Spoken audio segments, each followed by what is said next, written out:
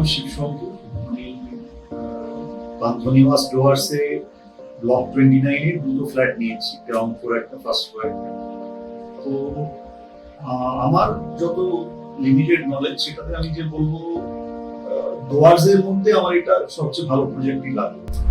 আমি সেই কথাটা ধরুন শান্তিনিকেতনের ব্যাপারে আমি বলবো না, কারণ শান্তিনিকেতনে অনেকগুলো প্রজেক্ট আছে এরকম, মানে এটার কম্পারেবল, কিন্তু ডুয়ার্সে 100% এটাই ভালো প্রজেক্ট আমার মনে হলো।